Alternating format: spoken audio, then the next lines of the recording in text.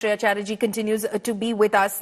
Shreya, it has been a long legal battle that the parents, the old aging parents of Soumya Vishwanathan have been fighting. But finally, as Rahul was saying, we hope that there is closure that they find today after this pronouncement of sentence.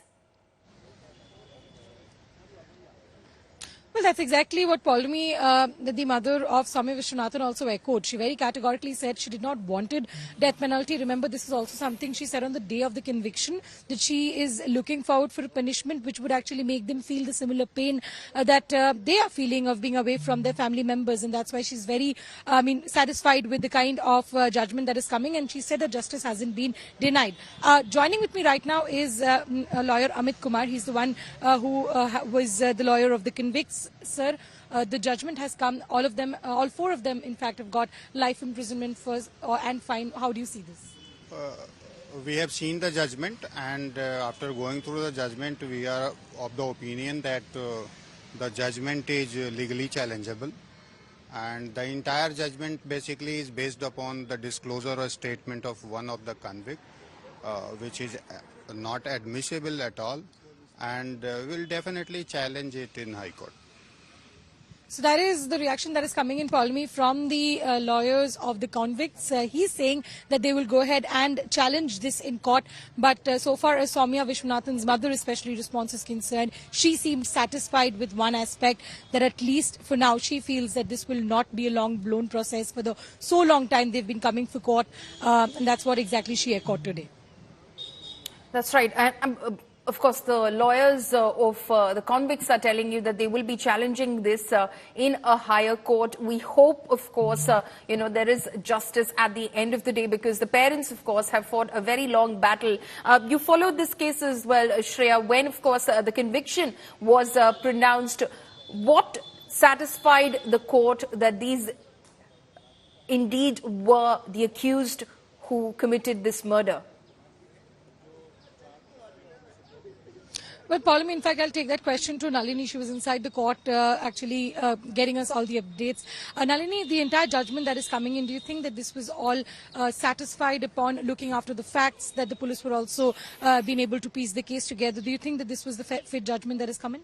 So it's been a long-drawn case, both Shreya and Paulami, as you know. But at the same time, today, while pronouncing the order, there are two very crucial things that the judge said. One, the judge said that this does not fall under the category of a rarest of the rare case, which means that death penalty will not be imposed. But at the same time, Soumya's family themselves, the day that the sentence, the day that the order on the conviction was pronounced, rather, Soumya's mother herself had stated that she does not want death penalty for these convicts because death would be too easy for them, and what she wanted was for them to live with what they've done. So it seems like Soumya's mother and Soumya's family has got the wish today. They've got life imprisonment, all four convicts that are convicted of murder. Another very important aspect that the court today spoke about was how there is a declining rate of women in the workforce, because women feel unsafe or are subjected to assault or abuse to and fro from work. So keeping that in mind, they've said that it is important that these issues need to be tackled. The schemes that have been implemented after the Nirbhaya case had happened in the national capital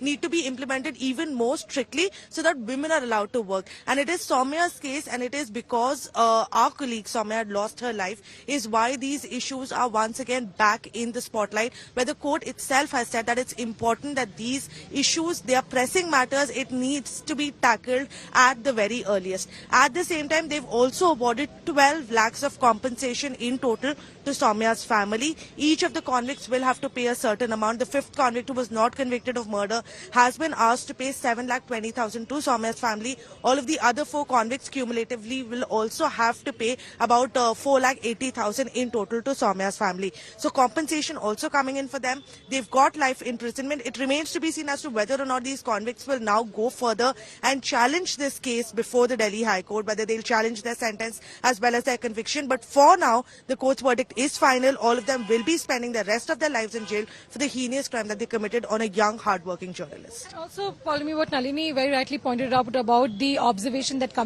from the court about the safety of women. That's also something that Soumya's mother echoed. She said that with this judgment, she hopes that this acts as a deterrent. So that's the hope that she's carrying forward, not just about her daughter alone. This should probably also set an example so that we do not see such crimes repeating in the near future. Right. Shreya and Nalini, thank you so much for joining us with all of those updates from the court.